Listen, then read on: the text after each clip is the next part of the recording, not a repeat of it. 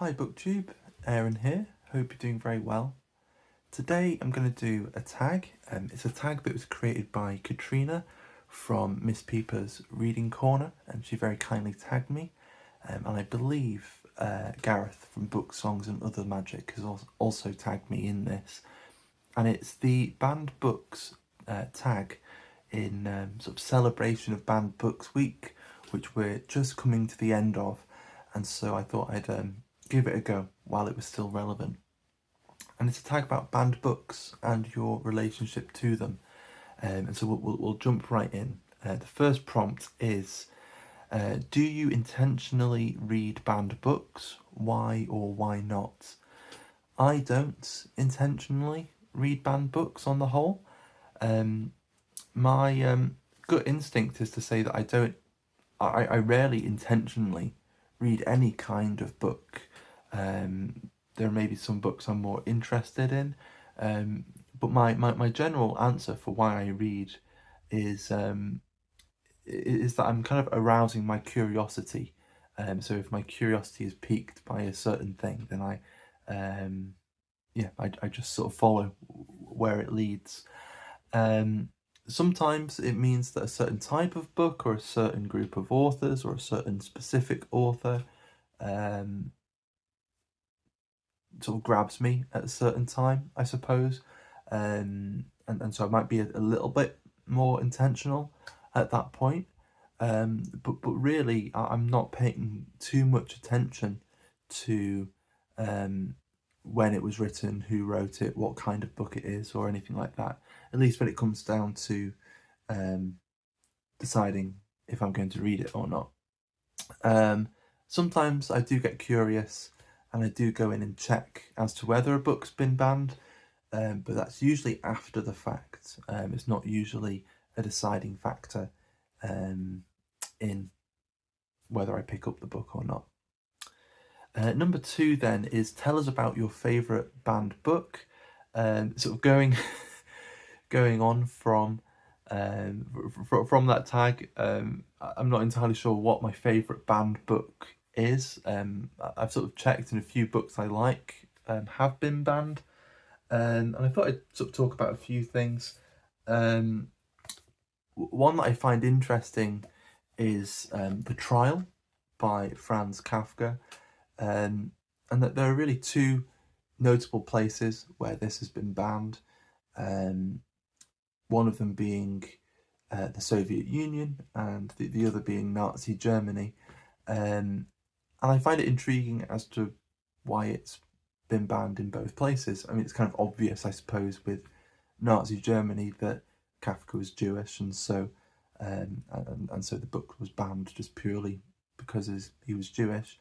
And then in the USSR, it was banned because of its bleak and defeatist worldview, which, I mean, certainly Kafka can be bleak and defeatist. But yeah, I just find it fascinating that it was banned for that reason, and that it was banned in both places.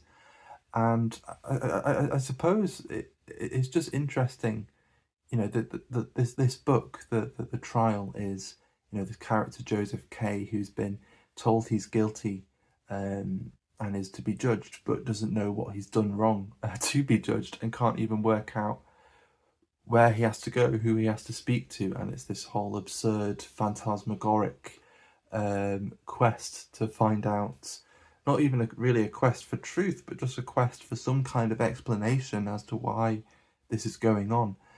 And it's odd and disturbing, and sometimes funny and outrageous, but certainly bleak and defeatist, that the world, the universe, maybe God, is in judgment, and is in judgment of you specifically.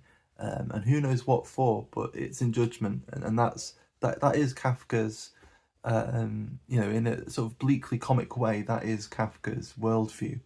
And it's fascinating that it's not that the book has said anything particularly outrageous, but just simply for a mood of a book. That's why it's been banned. So I find it fascinating, and obviously quite sad and annoying. Although luckily neither regime is currently still kicking around. And I also often think about Toni Morrison as well, who's a kind of formative writer for me. Who, when I first encountered her, she sort of exploded my preconceived notions of what a novel could do and what a novel's expected to do. And I think all three of these books have been banned. I've got Beloved, Song of Solomon, and The Bluest Eye, all here. And in Miss Pieper's reading corner, Katrina was talking about, and I think in a really lovely way, about how when it comes to whether books should be banned, sort of just thinking more about what the role of a teacher or a parent or a guardian is when a child or a young person, a young adult, a teenager or whoever is reading a book that may be challenging and maybe in other contexts and with other people in charge would be in threat of being banned. That really the guardian's priority is to make sure that they're okay, to make sure they're okay with reading this, that they understand it, that they're comfortable, and to come at it from that compassionate angle. And it kind of got me thinking about The Bluest Eye, because I'm not entirely sure. I wouldn't ban it from a high school or anything like that.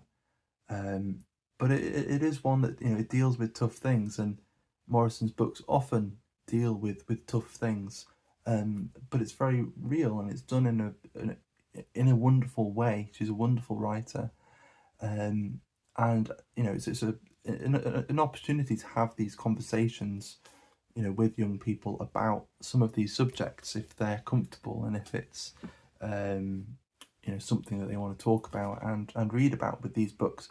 And these are often banned and challenged in the US and maybe elsewhere. But I do find it sad because these books are really conversation starters, and to ban them is to eliminate any chance of conversation and of cultivating opinion and empathy and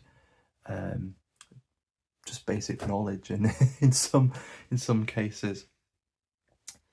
Number 3 is share a story about book banning.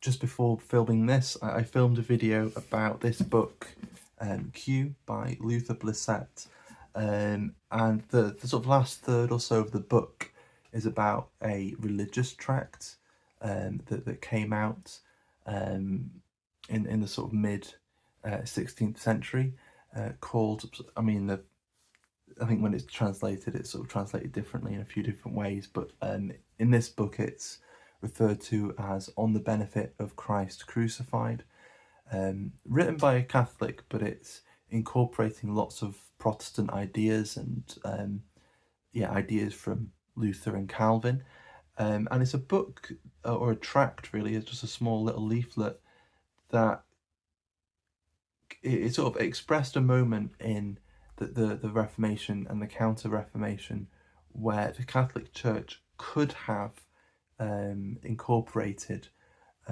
all of these ideas, maybe taken on some of them and had more of a conversation with Lutherans and with people who wanted reform in the Catholic Church.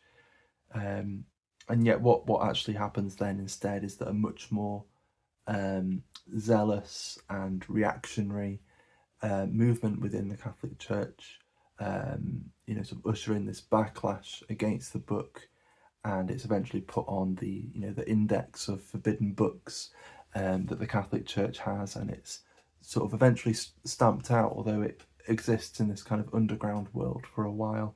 And I find it fascinating as a kind of testament to one, how sort of banning a book doesn't always kill it off completely. It still sort of lives in the shadows and in the underworld a little bit, and the ideas of it live on, but also in how I think I've just forgotten the second point I was going to say. yeah, kind of how these violent reactions against ideas you're not comfortable with very rarely actually are helpful to anyone, really. Um, I think I was going to try and find a better way of expressing it, but yeah.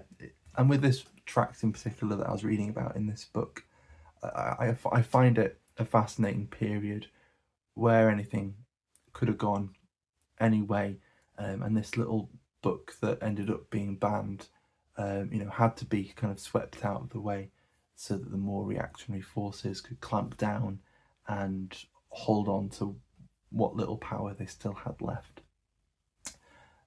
Next up is number 4, which is which book would you memorize to save it from the censors, a la Fahrenheit 451. And I think I was watching Joshua Kribo as he was answering this prompt, and I think he started talking about poetry and brought up Yeats, and I do think with this idea of having a book to live with, um, in your head, um, a book where you don't care what other people think about it, but you want it to stay with you. I think Yeats, and the poetry of Yeats, would be something that would really fit the bill for me. He's not my favourite poet, but I think for a poet that would be relatively easy to memorise, a good selection of his work, I think he'd do quite well. He's one of those comfort poets for me, so I think if I'm feeling that the world is a bit rubbish and that there are all these restrictions around me, then I'd find it quite consoling to have his poems memorised in my head. And he's actually one of the few poets where I've actually tried to memorise some poems in the past, but my memory's terrible and needs a lot of training. So I don't know, maybe I'll start practicing just in case I have to one day. And then number 5 is: are there any books that challenge your opinions on book banning? Be honest, tell us more. The book that came to mind for me with this was a book I read in uni, and it was Crash by J.G. Ballard. And I think it does challenge my opinion, because I don't think any books should be banned. I think that where children and young people are involved, it's about care, and it's about just making sure they're comfortable and okay, and it's not about prohibition. Yeah,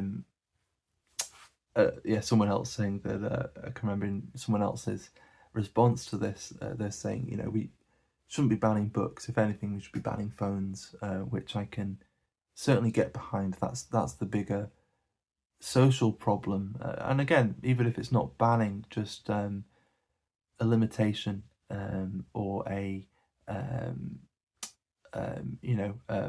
element of control and care around the use of this, rather than a prohibition. But anyway, the book Crash by J.G. Ballard challenged this for me, and certainly is the last book I can remember. I mean, initially I was just thinking, for one, why would anyone write this? Why would anyone want to read this? Should anyone should anyone read this? And so I wasn't really thinking that it should be banned, but it was more coming from me not being understand. I couldn't comprehend a world where someone would want to read it, but people do, and people find it interesting and transgressive, and lots of all those things, and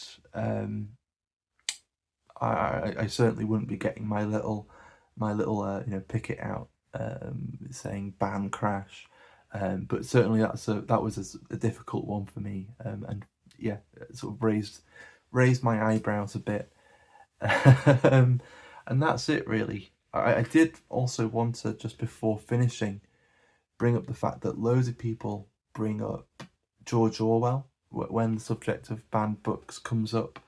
And I kind of wanted to hold my hands up a bit and sort of just say how little Orwell I've read. Gareth was mentioning Animal Farm a fair bit in his version of this tag, and I've never read Animal Farm and would like to. And certainly going back to the first prompt, the fact that it's such an important book, so a book that generates so much conversation as well. The fact that that is a banned book